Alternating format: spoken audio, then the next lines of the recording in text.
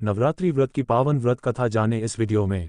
ब्राह्मणी के वचन सुन मां दुर्गा ने कहा, हे ब्राह्मणी, मैं तुम्हें संपूर्ण पापों को दूर करने वाले नवरात्र व्रत की विधि बतलाती हूँ। चैत्र मास के शुक्ल पक्ष की प्रतिपदा से लेकर 9 दिन तक व्रत करें। यदि दिन भर का व्रत न कर सके तो एक समय भोजन करें। ये नवरात्र व्रत संपूर्ण कामनाओं को पूर्ण करने वाला है। नवरात्रि व्रत कथा। नवरात्रि व्रत कथा के अनुसार एक समय बृहस्पति जी ने ब्रह्मा जी के समक्ष चैत्र व आश्विन मास के शुक्ल पक्ष में पड़ने वाले नवरात्र का महत्व जानने की इच्छा जताई। इन्होंने कहा, इस व्रत का क्या फल है, इसे किस प्रकार किया जाता है, सबसे पहले इस व्रत को किसने किया, ये सब विस्तार से कहिए।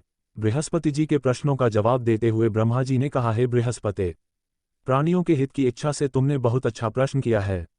जो इंसान मनोरथ पूर्ण करने वाली माँ दुर्गा, महादेव, सूर्य और नारायण का ध्यान करता है वे धन्य है। ये नवरात्र व्रत संपूर्ण कामनाओं को पूर्ण करने वाला है। इस व्रत को करने से पुत्र सुख, धन, विद्या और सुख मिलता है। इस व्रत को करने से रोग दूर हो जाता है, घर में समृद्धि की वृद्धि होती है, बंध्या को पुत्र प्राप्त होता है, समस्त पापों से छुटकारा मिल जाता है। जो मनुष्य इस नवरात्र व्रत को नहीं करता वह अनेक दुखों को भोगता है। यदि व्रत करने वाला मनुष्य सारे दिन का उपवास न कर सके तो एक समय भोजन करे और 10 दिन बांधवों सहित नवरात्र व्रत की कथा का श्रवण करे। हे बृहस्पति, जिसने पहले इस महाव्रत को किया है वह कथा मैं तुम्हें सुनाता हूँ। ब्रह्मा जी बोले, प्राचीन काल में मनोहर नगर में पीठत नाम का एक अनाथ ब्राह्मण रहता था। वह माँ दुर्गा का भक्त था। उसे संपूर्ण सद्गुणों से युक्त सुमति नाम की एक अत्यंत सुंदर कन्या उत्पन्न हुई। वह कन्या अपने पिता के घर में अपनी सहेलियों के साथ क्रीड़ा करती हुई इस प्रकार बढ़ने लगी जैसे शुक्ल पक्ष में चंद्रमा की कला बढ़ती है।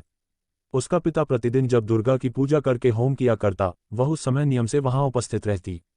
एक दिन सुमति भगवती के पूजन में उपस्थित नहीं हुई। उसके पिता को पुत्री की ऐसी असावधानी देखकर क्रोध आया और वह पुत्री से कहने लगा, अरे दुष्ट पुत्री, आज तूने भगवती का पूजन नहीं किया, इस कारण मैं किसी कुष्ठ रोगी या दरिद्र मनुष्य के साथ तेरा विवाह करूंगा। पिता की बात सुनकर सुमति को बड़ा दुख हुआ और पिता से कहने लगी, हे पिता, मैं आपकी कन्या हूं तथा सब तरह आपके अधीन हूं, जैसी आपकी इच्छा हो वैसा ही करो।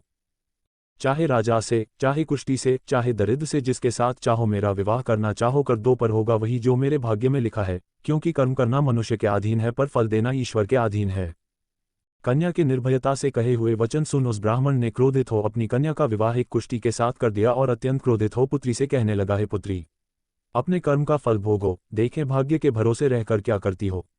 पिता के ऐसे कटु वचनों को सुन सुमति मन में विचार करने लगी, हो मेरा बड़ा दुर्भाग्य है जिससे मुझे ऐसा पति मिला। इस तरह अपने दुख का विचार करती हुई वह कन्या अपने पति के साथ वन में चली गई और डरावने कुशायुक्त उस निर्जन वन में उन्होंने वह रात बड़े कष्ट से व्यतीत की।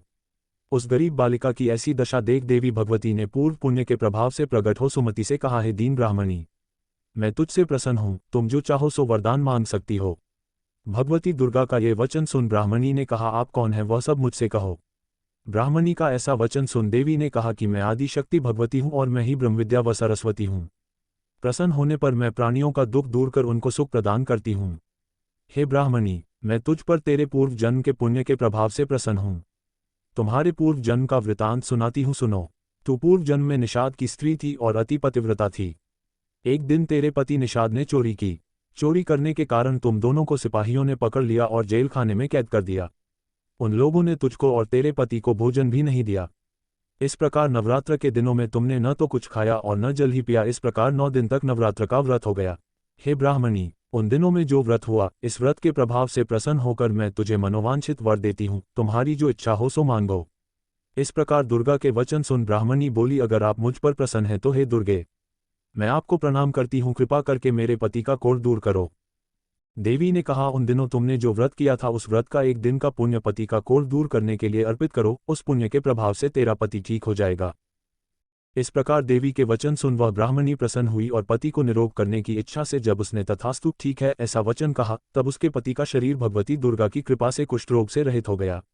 वह ब्राह्मणी पति को देख देवी की स्तुति करने लगी, हे दुर्गे, आप दुर्गति को दूर करने वाली, तीनों लोकों का संताप हरने वाली, समस्त दुखों को दूर करने वाली, रोगी मनुष्य को निरोग करने वाली, प्रसन्न हो मनोवांछित वर देने वाली और दुष्टों का नाश करने वाली जगत की माता हो। हे अम्बे, मुझ निरपराध अबला को मेरे पिता ने कुष्ठी मनुष्य के साथ विवाह कर घर से निकाल दिया। पिता से तिरस्कृत निर्जन वन में विचर रही हूँ, आपने मेरा इस विपदा से उद्धार किया है। हे देवी, आपको प्रणाम करती हूँ, मेरी रक्षा करो। उस ब्राह्मणी की ऐसी स्तुति सुन देवी बहुत प्रसन्न हुई और ब्राह्मणी से कहा, हे ब्राह्मणी, तेरे उदाले नामक अति बुद्धिमान, धनवान, कीर्तिवान पुत्र शीघ्र उत्पन्न होगा। ऐसा वर देकर देवी ने ब्राह्मणी से फिर कहा कि और जो कुछ तेरी इच्छा है वह मांग ले। सुमति ने कहा कि हे भगवती दुर्गे, अगर आप मुझ पर प्रसन्न हैं तो कृपा मुझे नवरात्र व्रत की विधि का विस्तार से वर्णन करें। ब्राह्मणी के वचन सुन मां दुर्गा ने कहा, हे ब्राह्मणी, मैं तुम्हें संपूर्ण पापों को दूर करने वाले नवरात्र व्रत की विधि बतलाती हूँ। चैत्र मास के शुक्ल पक्ष की प्रतिपदा से लेकर 9 दिन तक व्रत करें। यदि दिन भर का व्रत न कर सके तो एक समय भोजन करें। शुभ मुहूर्त में घट स्थापन करें और वाटिका बनाकर उसको प्रतिदिन जल से सींचें। महाकाली, महालक्ष्मी और महासरस्वती की मूर्तियां स्थापित कर उनकी विधि सहित पूजा करें।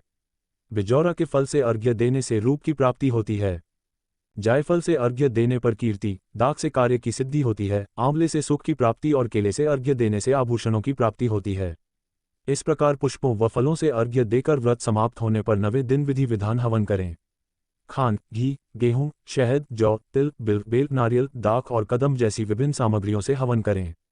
आंवले से कीर्ति की और केले से पुत्र की, कमल से राज सम्मान की और दाखों से संपदा की प्राप्ति होती है।